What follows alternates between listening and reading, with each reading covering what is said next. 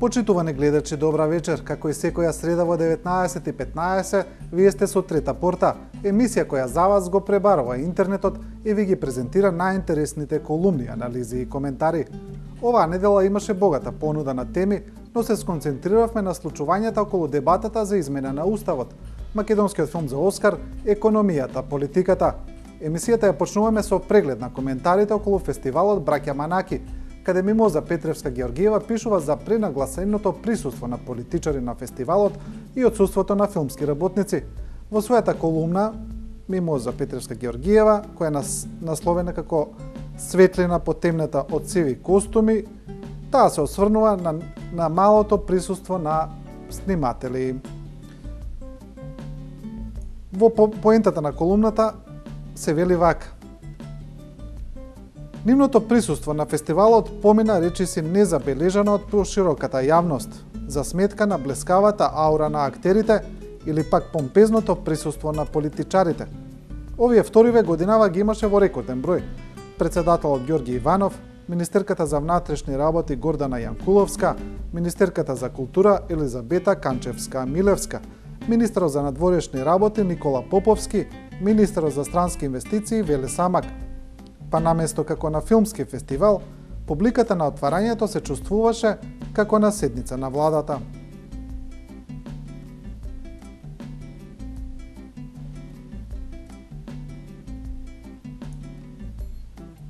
Сега продолжуваме со случувањето околу номинацијата на македонскиот филм кој требаше да биде кандидат за Оскар. За оние кои не знаат, Македонија годинава нема да има представник на Оскар, бидејќи жирито одлучи дека ниту еден од двата номинирани филма не бил доволно добар за да се надпреварува во Академијата. Инаку во жирито меѓу другите беше и актерката Лабина Митевска, па сега ќе ви презентираме преписка и она што се случуваше во јавноста помеѓу неа и авторите на едниот од двата филма на Соба со пијано. Ова преписка, ова нивно недоразбирање вешто го искористи Весникот вечер, па си направи статија во која беа ставени сите ставови. Ние ќе ви го презентираме сега тоа. Еве статијата. Тука Весникот вечер во насловот ги искористил главните мотиви на дебатата, па вели Лабина е джелат, а Салковски и Иванов уличари.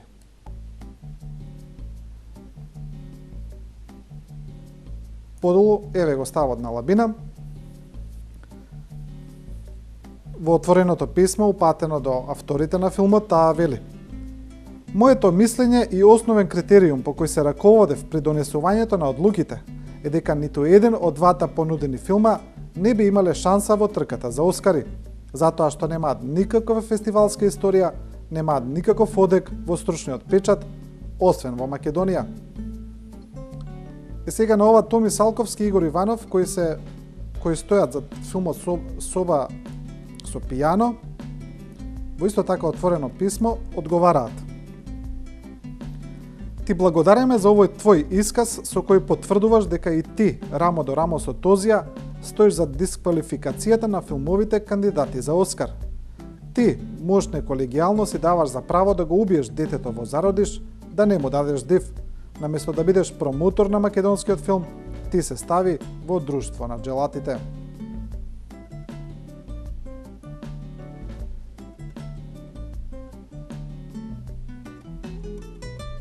После случувањата во културата се префрлуваме полека на полето на политиката.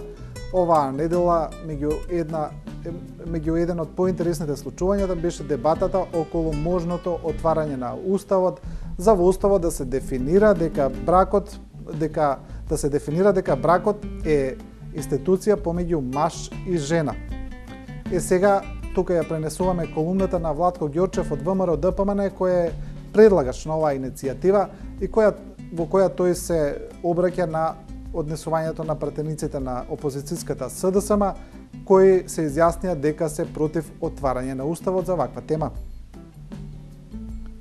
Ѓорчев во на колумната насловена за бракот меѓу маж и жена за децата вели: "Една работа станува јасна по гласањето и дискусиите на Комисијата за уставни прашања во Собранието СДСМ има јасна, недвосмислена намера да го промени законот за семејство и да воведе хомосексуални бракови во Македонија, како и усвојување деца од хомосексуалните двојки.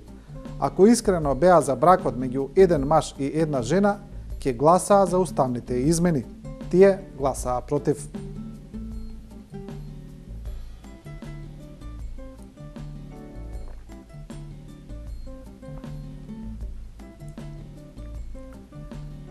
Сега се префрлуваме на полето на социјалните мрежи, каде оваа дискусија изрони прилично интересна и можам да кажам хумористична дебата. Еве, одиме на еден од активните корисници на социјалната мрежа Facebook во Македонија, тој е Владко Васил, познат меѓу сите корисници на Фейсбукот, како активен корисник кој често има став за актуелните прашања, па тој вели вака: еве, да бидам искрен, јас како и повеќето во собранието, никогаш го немам прочитано Уставот. Коментарите подолу се однесуваат на оваа тема, но ќе го пренесеме ова, кој е направено од корисниците на Facebook и кој е сатиричен осврт на случувањето околу дебатата за Уставот. Па така тука корисниците напишале дека собранието ја дефинира свекрвата во уставно дефинираниот брак. Па така како член 41 од Уставот вели вака: свекрвата е мајка на мажот, нејзиниот син. Свекрвата врши надзор над работата на снаата. Свекрвата поднесува дневен извештај на свекорот за тековните активности на снаата и нејзиното влијање врз синот. И подолните забелешки се во таа насока. Тука корисниците на Facebook ја искористиле оваа дебата за да внесат хумор во целата расправа. А сега одиме со уште еден статус на исто така корисен, на исто така активен корисник на Facebook, Срđan Стојанчов, кој исто така и новинар, кој вели вака: основно правило на македонската политика: кога не знаеш што да правиш, ги вадеш хомосексуалците и абортусот на дневен ред.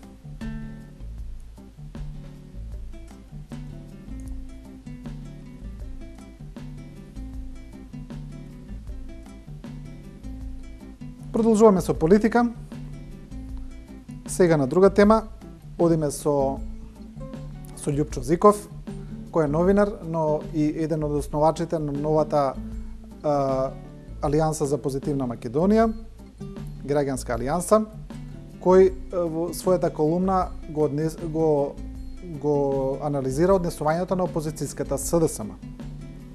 Па така Зиков вели вака: тој вели дека на Македонија е потребна трета опција и колумната ја насловува како заминувањето на ваквиот СДСМ и замена со нешто сосема ново. Зиков почнува со, како што вели, промашувањето на СДСМ дека Македонија ќе банкротира за 6 месеци од тие презадолжена. Продолжува со останатите аргументи на СДСМ. А може да се каже дека поентата на Зиков е тука некаде во овие редови, каде вели вака: последните афери врзани со Заев само ја потенцираат неговата немоќ да ги изменаџира најосновните нешта, а тоа е неговиот личен пиар или односи со јавност. Ваквата состојба, ако се издвои како модел на владење, воопшто не упатува на позитивен заклучок дека новиот лидер носи со себе нешто ново, прогресивно, важно за еднината на Македонија. Во таа партија и по промената на Црвенковски остана да влада единствено тесниот интерес што ги поврзал сите.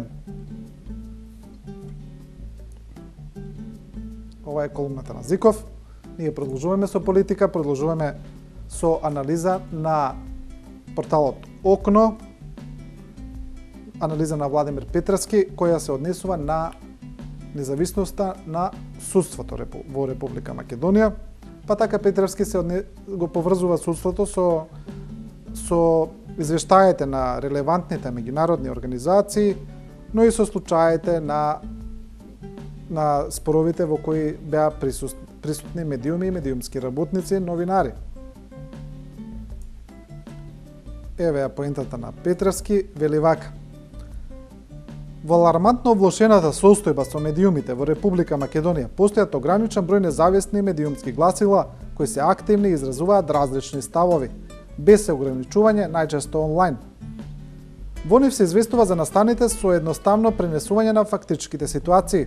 Има само неколку новинари кои отворено го разгледуваат прашањето за независноста на судството и само неколку печатени и онлайн медиуми во кои со критички осврт се третира судската независност.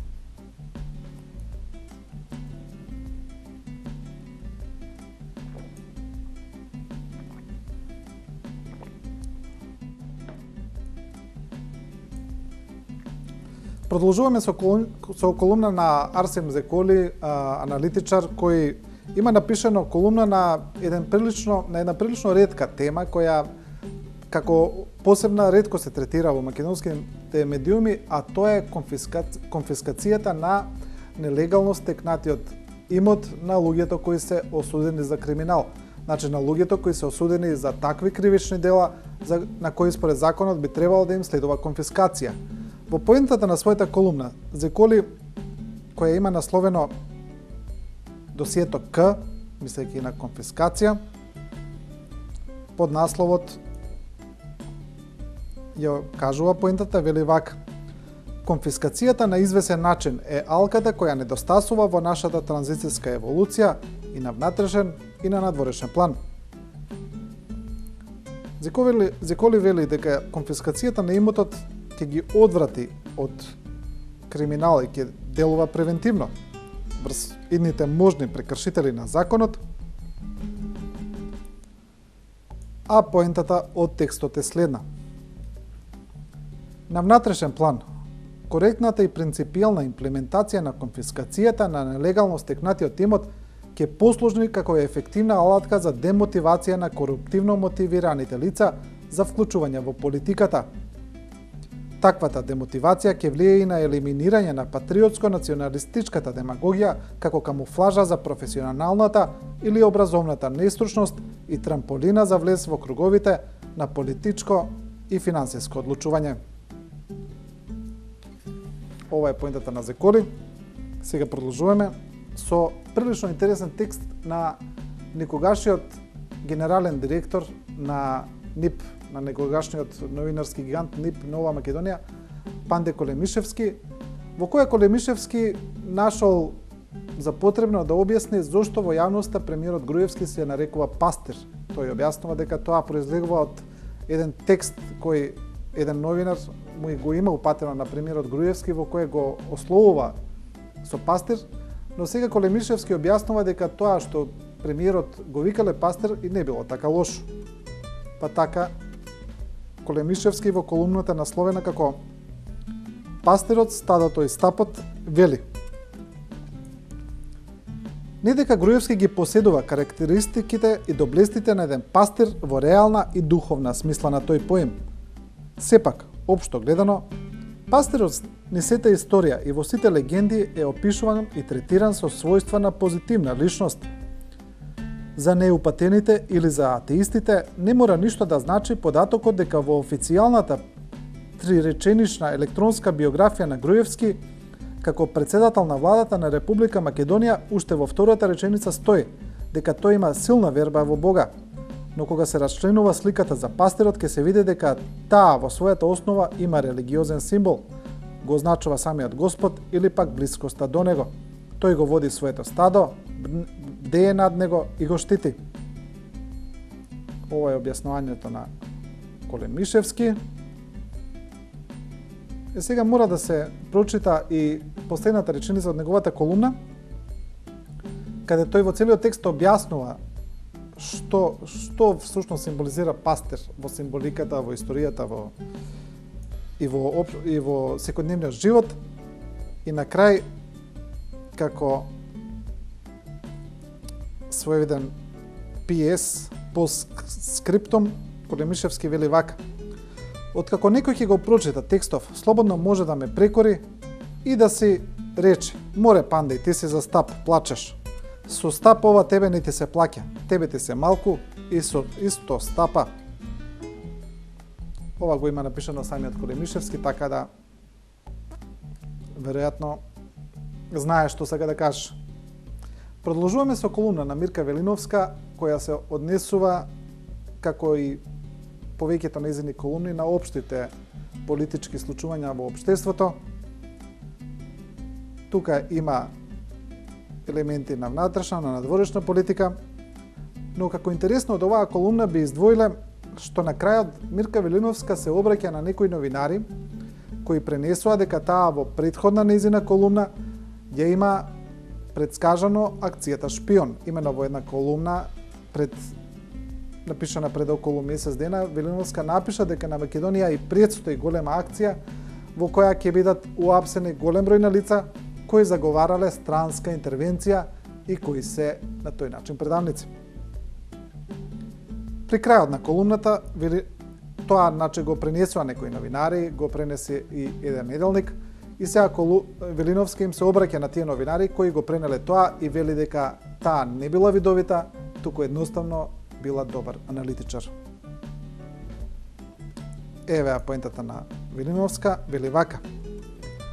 Текстов им го посветувам на Јадранка и Чом, кои мислат дека ме прочитале, па виделе дека сум пишувала за полициската акција Шпион, уште пред да се случи.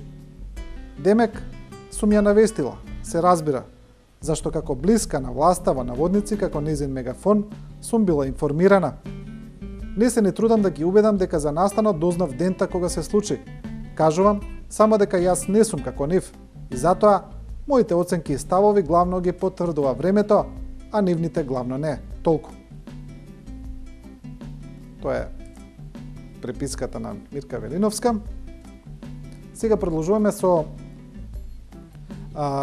текст анализа на Александар Србиновски, кој исто така се однесува на полициската акција Шпион, во која Србиновски вели дека во презентирањето на самата акција имало многу пропусти, и при приведувањето на лицата.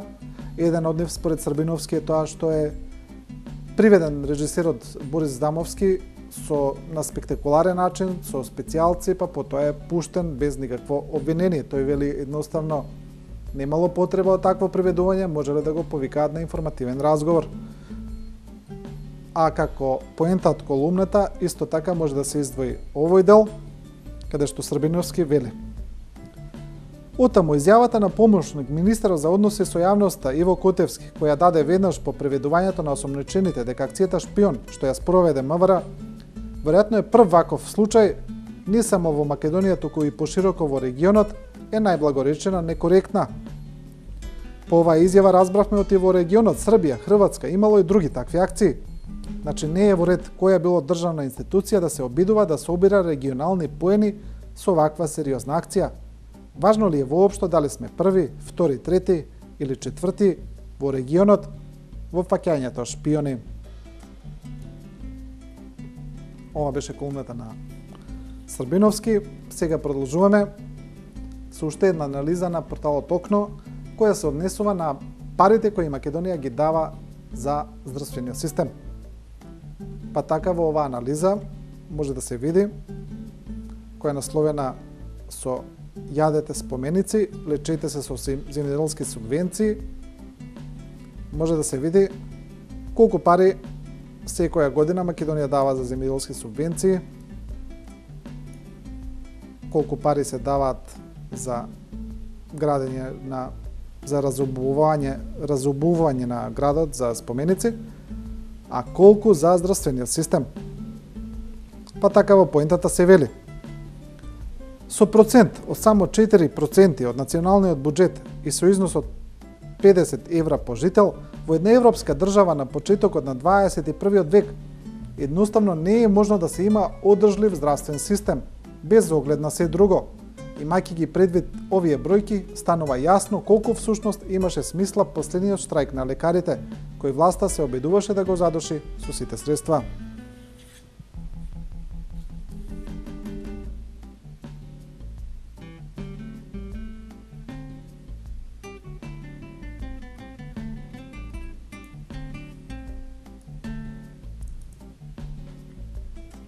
Ова беше анализа на порталот Окно.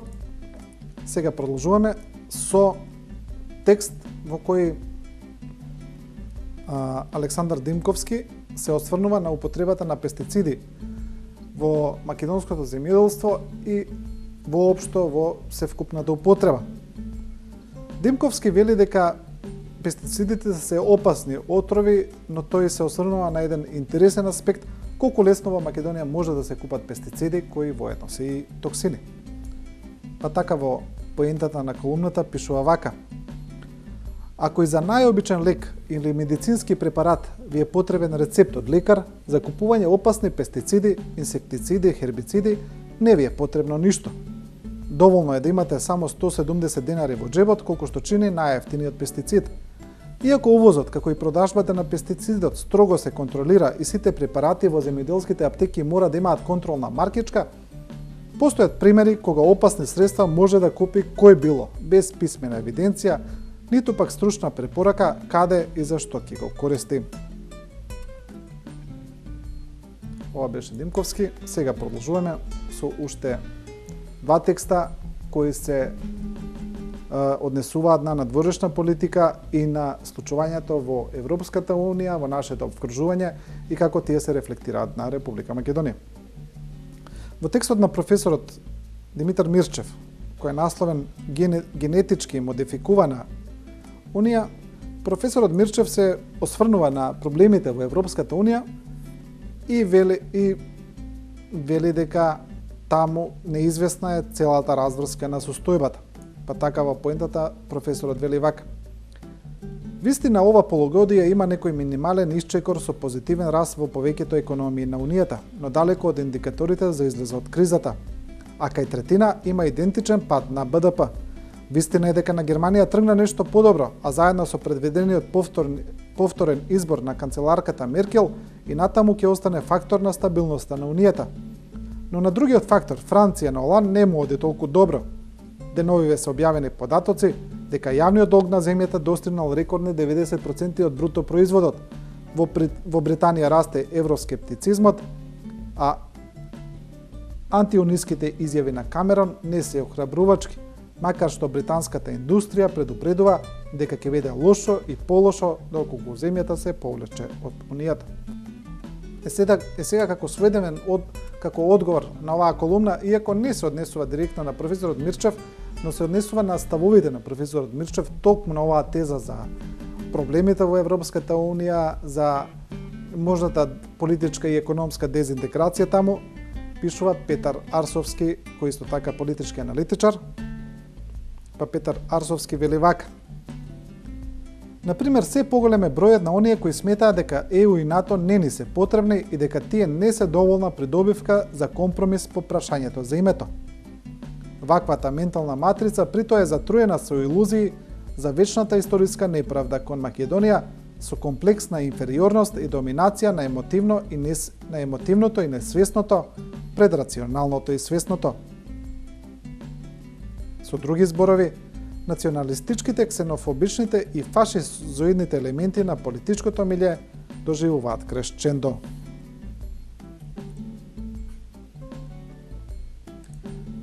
Сега ќе прочитаме една колумна на Милан Банов, кој е новинар и колумнист и аналитичар, по која тој исто така пишува за однесувањето на бугарската надворешна политика кон Македонија и за релациите меѓу двете држави. Така Банов се осврнува на неодамнешниот скандал кога бугарската држава побара, бугарскиот музеј побара Гоце Делчев да не биде третиран како македонец. Па вели вака: последниот скандал, на благо кажано скандалозната бугарска политика и историја на меѓународната изложба Идентитетот и памета во 19. век во Белград, организирана од УНЕСКО, кога бугарскиот учесник, кој знае по кој пат се обиде да ги украде корифеот на македонската национална борба Гоце Делчев и македонската епопеја, е континуитет, стандардно непримерно однесување на нашиот источен сосед, а кој несомнено може да се оцени и како недобрососедско, недобронамерно, па ако сакате, и непријателско. Тоа беше Банов. А сега ние ќе завршиме денешниот преглед со колумна на Джейсон Мико, кој живее во САД, но често пишува за натрешните прилики во Македонија. Па така Мико тука пишува, исто така мисли дека меѓународните представници не се праведни кон Македонија во некои аспекти, особено во прашањето за името, па неговата поентата на неговата колумна вели вака, инаку колумната е насловена "Македонците не сакаат да одат по ѓаволите". Поентата на неговата колумна вели вака: коментирајќи ја посетата на амбасадорот Метјо Немец на Македонија минатата недела во пост на Facebook, истакнав дека меѓународната заедница продолжува да врши притисок врз Македонија да направи компромис за своето име и за идентитетот за Грција да го тргне своето вето и да дозволи на Македонија влез во НАТО и ЕУ. Еден пријател ми одговори: "Свесен сум дека е ова општо познато, но може би е време да се посуджат имиња. Филип Рикер, Филе, некој друг, кажи." Одговорот се разбира, сите тие. Така и му одговорив на пријателот. Со овој преглед на колумната на Джейсон Мико завршува денешното издание на Трета порта. Вие останете со програмата на 24 вести, а Трета порта, како и досега, следете ја секоја среда во 19:15 часот.